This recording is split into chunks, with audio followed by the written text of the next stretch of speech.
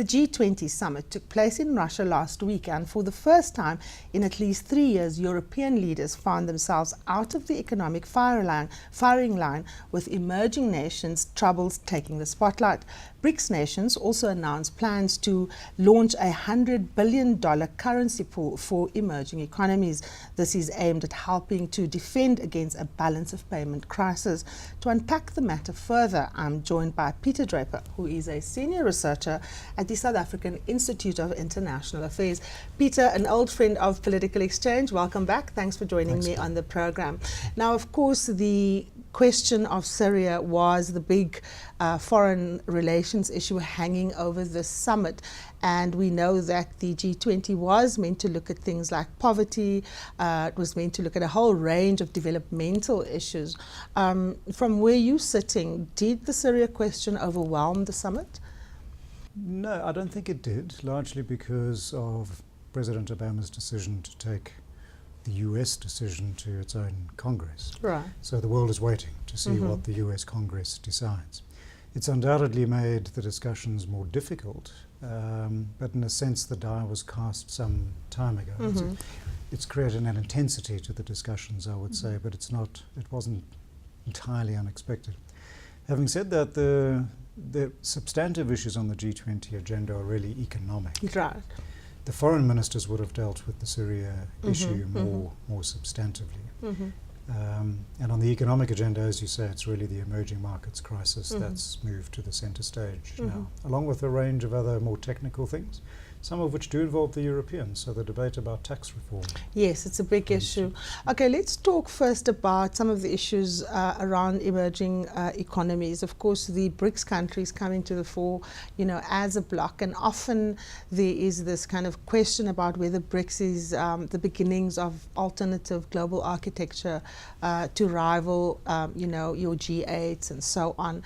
Given the center stage that, the crisis in emerging economies is taking at this level, do you think that there is greater appreciation in gatherings such as the G20 for the issues of developing countries? I think there is, and the BRICS have been instrumental in bringing those issues forward, South Africa too. For instance, the Development Working Group that South Africa has co-chaired since its inception at the Seoul Summit in 2010. Right. That's been an important initiative speaking to the concerns of developing countries. So that wasn't a particularly BRICS initiative. It's something that emerged within the broader G20, which includes other developing countries that are non-BRICS, such as South Korea, Turkey, and so on. The BRICS, I think, have had some impact, but it's limited by the nature of the BRICS grouping. Now, of course, let's shift gear a little bit. Global tax reform is a big issue for the G20, and there is a coincidence of interest between the developed and the developing world around this issue, a rare thing indeed.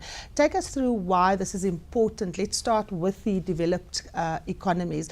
Obviously, the sluggish, growth and the crisis in Europe is a big driver. Yes, many European countries such as Greece, Spain, Portugal, etc., face sovereign debt crises. Those problems haven't gone away. So they want to raise more tax. And so you saw earlier this year debates emerging around the likes of Google and whether they're paying their fair share of tax in those countries. And then there's a long-running debate in the developing world, particularly those countries that are recipients of aid, about domestic resource mobilization. So in the long term, to wean themselves off aid, they need to raise their own tax revenues. And a substantial part of that would come from multinational corporations. So that's the coincidence of interest. Yeah. Now, to quote Kofi Annan, who chaired the Africa Progress Panel, they were saying that it's unconscionable that, some companies, often supported by what they call dishonest officials, are using unethical tax avoidance, transfer pricing, and anonymous company ownerships to maximize their profits, whilst millions of Africans go, without adequate nutrition, healthcare, and education. A very powerful statement. It's not often that you see forums such as this going for big multinational companies. What is the sentiment, or rather, let's ask the question, what is beneath the sentiment? Why this sudden push, and why now?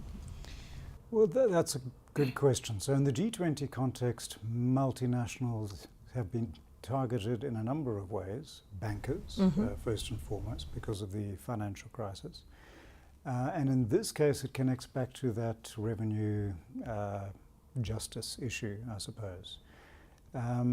Personally, I find that statement a little bit too strong because, for sure, there are bad apples, but there are many companies out there that do their business and do comply.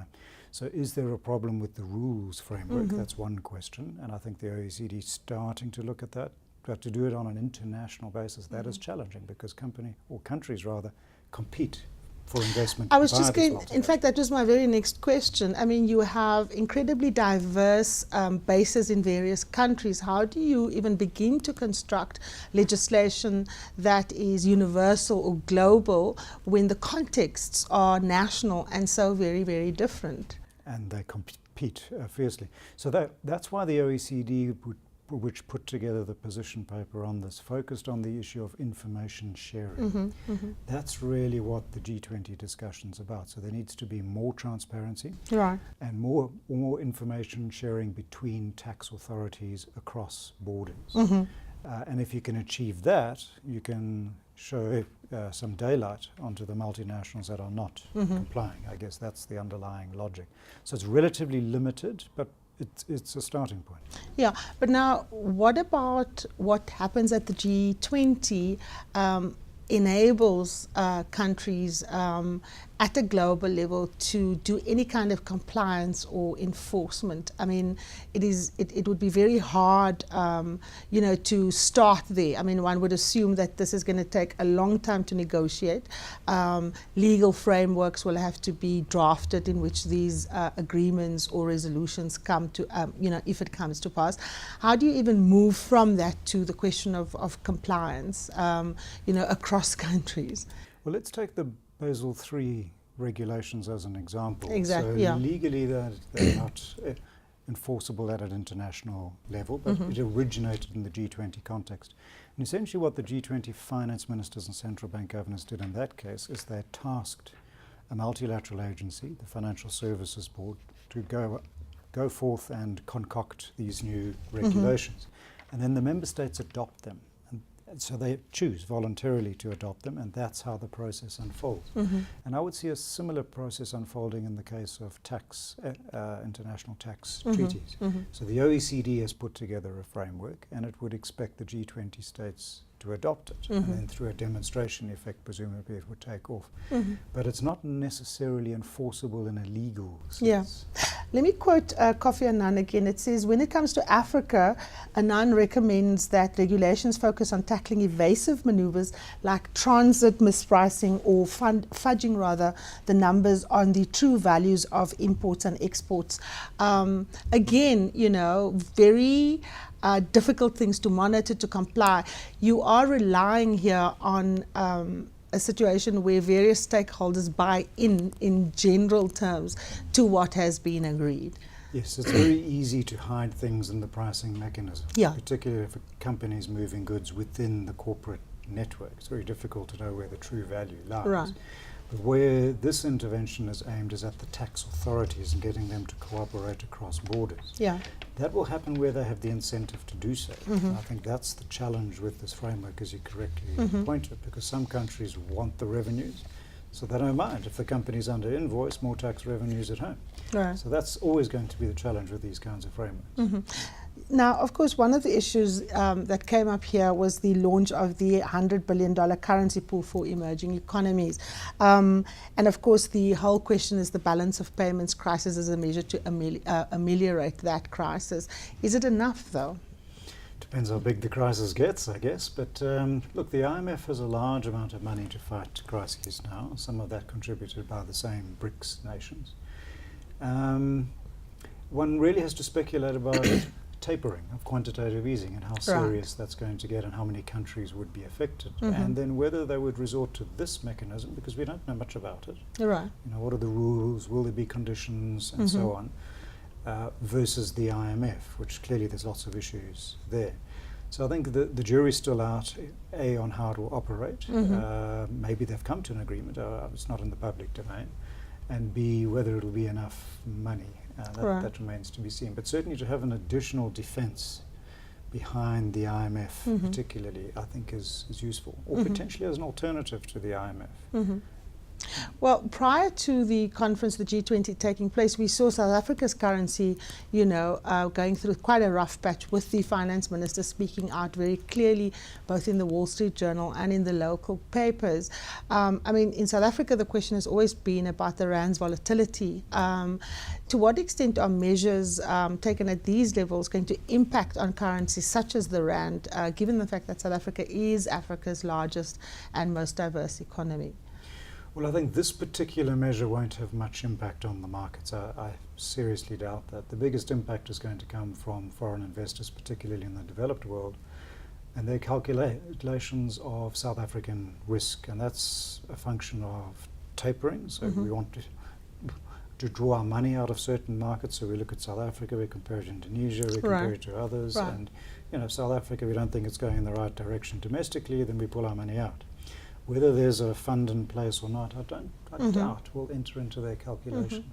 Now, if we look at the G20, many people argue that these kind of international fora, they're so huge, they're so large that invariably, whilst there's statements being made on, progress at the kind of meta level, it's the devil is really in the detail when those negotiators sit down and have to drill down to the nitty-gritties. You have found yourself invariably in some of those in previous life. Take us, Peter, through the kinds of intensity around, when it comes to the detail of how the various countries try and win concessions of each other. How easy, for example, is it to reach consensus, let's say on the issue of tax regulation reform? How are you going to be able to talk to countries that, for example, compete with each other to put themselves in each other's shoes, so to speak? Yeah, that's a very difficult question to answer. I think it really comes down to coincidence of interest. If there is a coincidence of interest. And it's all about interests, I suppose. Absolutely. Yeah. It's driven by interest. So in the G20, you've effectively got 20 systemically significant economies, all coming from very different starting points. On some issues, they will just never agree.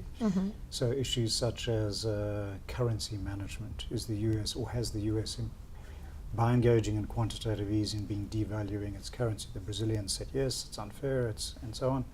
The Americans pointed at the Chinese and say you're deliberately undervaluing your currency. Now you want to get all these guys into the room to agree on how to manage global currencies. It's not going to happen. But on the tax story, there is a coincidence of interest. So there you can get movement. And you can get some kind of momentum. Yes, exactly. So with financial regulation, Basel III and so on. And in the context of a real crisis, like the London summit in 2009, that was serious stuff, and they had to agree. They had no choice. Right now, we don't have such a serious crisis. We may at the next summit, but right now we don't. Well, Peter, on that note, we have to take a short break, but when we return, we continue to discuss the important issues that came up at the G20 summit held in St. Petersburg in Russia. Don't go away.